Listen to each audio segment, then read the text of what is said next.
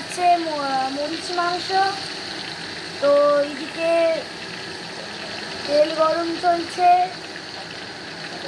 তাতে রসুন বাটা দেওয়া হয়েছে। এরপরে যা যা দেবে তোমাদের পরে দেখাচ্ছি।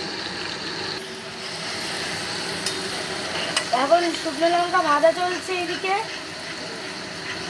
ওকে গাইস, এখন দেখছেন আলু দেওয়া হচ্ছে। এখানে এই আলু ভাজা হবে, তারপর পেঁয়াজ ভাজবে মা। তো আলু দেওয়া হয়ে গেছে কড়াইতে, আপনারা দেখতে থাকুন। ভিডিওটা স্কিপ করলে কিন্তু বড় রান্না একটা মিস করে যাবেন। যে ভাজা চলছে আলুটা। সো গাইস, আপনারা সবাই দেখতেই পাচ্ছেন আলুটা হালকা ভাজা হয়ে এসছে। এই যে মা পেঁয়াজটা দিচ্ছে এখন। তো দেখছেন পেঁয়াজ দেওয়া হয়েছে, হালকা করে মা নাড়ছে।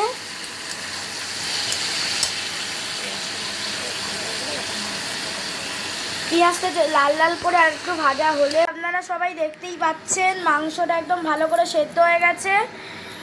এবার এই মাংসটাকে ছেঁকে মা আলুতে দেবে। আলুটা এতটা ভাজা হয়ে গেছে এখনো অবধি।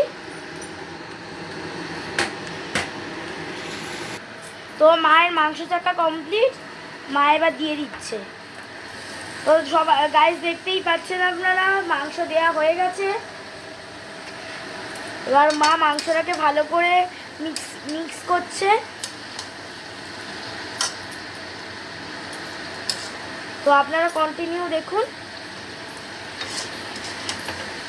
গাইস, একটা আমার বলাতে খুব ভুল হয়ে গেছে। মা এই যে মাংসটা করেছে সেটা ভিনিগার আর নুন দিয়ে ভালো করে সেদ্ধ করেছে। এবার মা অল্প করে চিনি দিয়ে দিচ্ছে ব্যালেন্সেবলের জন্য। তোমরা দেখতেই পাচ্ছেন ভালো করে চিনি দেওয়া হয়ে গেছে।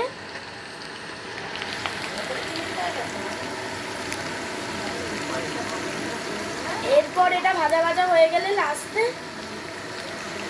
মরিচ ছড়িয়ে মা নামিয়ে নিচ্ছে। এটা হয়ে এসছে। এবার গোলমরিচ দিয়ে আপনাদের কাছে পরিবেশন করা হবে। এই যে গোলমরিচ দিয়ে দেওয়া হচ্ছে। তো গোলমরিচ দেওয়া হয়ে গেছে। এই রেসিপিটা যদি আপনাদের ভালো লাগে তাহলে অবশ্যই চ্যানেলটিকে সাবস্ক্রাইব, লাইক, কমেন্ট এবং শেয়ার করবেন। তো আজকের মতো টাটা, ধন্যবাদ।